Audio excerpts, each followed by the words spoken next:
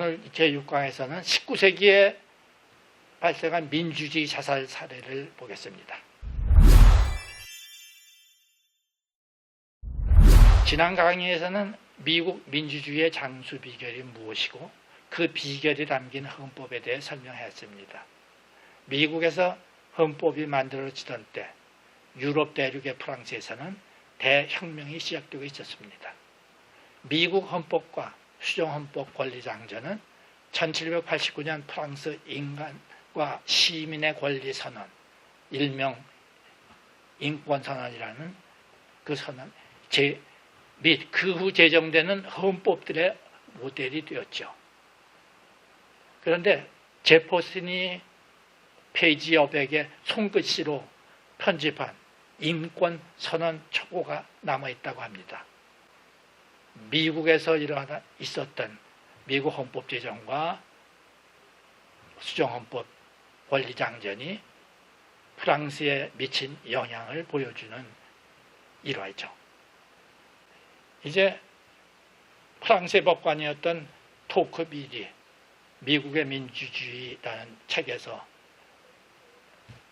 다수에 의한 폭정이라는 지금 민주주의 자살의 경로를 설명하는 얘기를 소개하겠습니다. 토크빌은 그 책에서 다음과 같은 펜실바니아 한 주민과의 대화를 소개합니다. 오늘 아침 투표장에서는 왜 단 한 사람의 흑인도 눈에 띄지 않았을까요? 대답은 그것은 법률 탓이 아닙니다. 흑인들도 분명 투표권을 가지고 있지만 그들은 자발적으로 나타나기를 참고하고 있습니다. 그들 스스로 상당히 근신을 하는 것이군요. 그렇죠. 사실은 그들도 투표를 하고 싶은 마음이 없는 것은 아니지만 봉변을 당할까 두려워하는 것이죠. 이 나라에서는 때로 다수의 지지 없이는 법률이 그 권위를 지킬 수 없지요. 그런데 이 경우에는 다수가 흑인들에 대해서 강렬한 편견을 가지고 있어서 그들의 법률에 근거한 자신들의 권리를 행사할 경우 관리들은 그들을 보호할 수 없지요. 그렇다면 다수는 법률을 만드는 권리뿐 아니라 자신들이 만든 법률을 깨트릴 권리까지도 요구하는 것이군요. 이 일화에서 보여주는 관리들이 보호를 받을 수 없었던 미국의 시민은 흑인만이 아니었습니다. 1812년 영국과의 전쟁에 반대 입장을 취한 볼티모어 한 신문의 언론인들에 대한 전쟁 지지 군중들의 린치로 그중 한 명이 피살되고 범인들이 배심원들에 의해 사면되는 사건도 소개했죠. 이 두 사례를 통해 토크빌은 다수의 폭정이 얼마나 미국의 민주주의에 대한 실질적 위협이 되고 있는가를 생생하게 보여주었습니다. 아테네의 민주주의래 모든 나라의 민주주의를 위협하는 다수에 의한 폭정이 19세기 당시로는 민주주의를 가장 발전시킨 미국에서도 똑같은 위협이 되고 있다는 경고였습니다. 그러나 이 같은 경고보다 더 중요한 토크빌의 공헌은 다수에 의한 폭정에 이르게 하는 가장 중요한 위험 요소가 플라톤과 마키아벨리도 강구한 평등주의라는 그의 통찰입니다. 사실 대중은 평등주의의 위험에 대해 무지합니다. 평등주의에 대한 논의도 그 핵심을 벗어나 겉돌고 있죠. 분배 정의로 포장한 시장 경쟁 질서 파괴, 퍼주기 복지 정책, 평등주의의 뿌리가 있는 문제들에 대해 경제적 효율성 차원의 비판에 그치고 있습니다. 그러나 이는 부차적인 문제일 뿐입니다. 평등주의를 경계해야 하는 진정한 이유는 경제적 비효율성에 있는 것이 아니라 자유주의 체제 그 자체에 대한 위협이 되기 때문입니다. 그러나 일찍이 토크빌이 지적했듯이 주의력이 깊고 통찰력이 뛰어난 사람만이 평등이 우리를 위협하고 있는 위험을 인식할 수 있다는 데 문제의 심각성이 있다. 뿐만 아니라 그들은 보통 그것을 지적하는 것을 회피한다. 왜냐하면 자유, 평등, 박애라는 혁명구에서 드러나듯이 평등도 중요한 가치이기 때문이다. 평등주의를 위험시한다고 해서 토크빌을 반평등주의자로 오해해서는 안 됩니다. 오히려 그는 평등 원칙의 점진적인 전개는 섭리와 같은 것이라는 신념을 갖고 있던 평등주의자였습니다. 그는 내가 미국에 머무는 동안 나의 관심을 끈 신기한 일들 가운데 국민들 사이에 생활 상태의 전반적인 평등만큼 강렬하게 나를 놀라게 한 것은 없다. 이 기본적인 사실이 사회 모든 과정에 작용하는 엄청난 영향력을 나는 단시일 내에 발견하였다라고 시작합니다. 그리고 그는 미국에서의 민주주의 성공의 전제 조건이 다름 아닌 조건의 평등이었음을 강조합니다.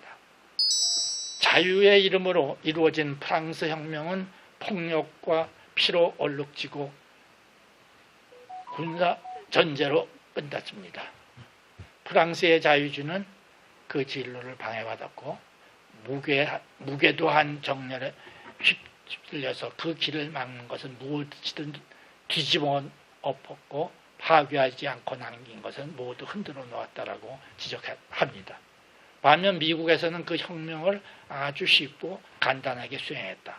혁명 자체를 거치지 않고 지금 우리가 누리고 있는 민주혁명의 열매를 이 나라는 거두고 있다고 말하는 것이 차라리 알맞을 것이다 라고 했습니다.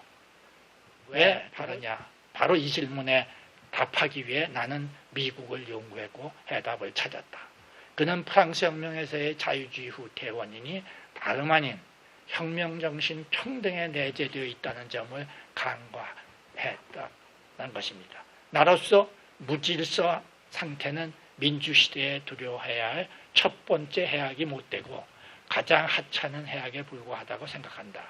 왜냐하면 평등의 원리는 두 가지 경향을 야기하는데 하나는 인간으로 하여금 곧바로 독립 상태로 이끌면서 무질서 상태로 몰아넣는 것이고 다른 하나는 노예 상태의 길을 열게 되기 때문인데 이 노예 상태의 길은 시간이 오래 걸리고 잘 모르게 나타나는 것이긴 하지만 확실한 것이다.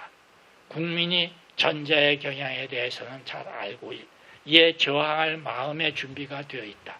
그러나 후자의 경향에 대해서는 그것을 인식조차 못하고 끌려가게 된다고 했습니다. 사실 플라톤은 토크빌과는 달리 이 전자의 경향이 민주주의를 참주 정체로 이르게 하는 원동력이라고 설명했죠. 자유, 평등, 박애라는 혁명 구호와 같이 대중은 자유 속에서 평등을 원했습니다. 민주주의가 일단 평등과 자유를 주면 그들은 평등에 더 집착합니다. 평등에 대한 그들의 열정은 열렬하고 탐욕스러우며 지칠 줄 모르며 제어할 수 없다. 그들은 자유 속에서의 평등을 요구한다. 그러나 그것을 획득할 수 없을 때는 노예 상태에서의 평등이라도 요구한다. 그들은 빈곤과 노예 상태의 야만 상태는 참고 견딘다. 그러나 그들은 귀족주의는 용납하려 하지 않으려 한다.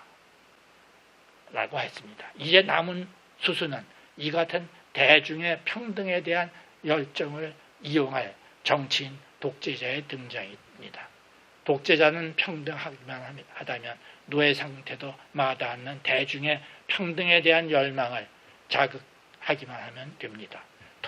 토크빌은 자신의 예언대로 루이 보나파르트의 제2제정 출현을 지켜봐야 했죠.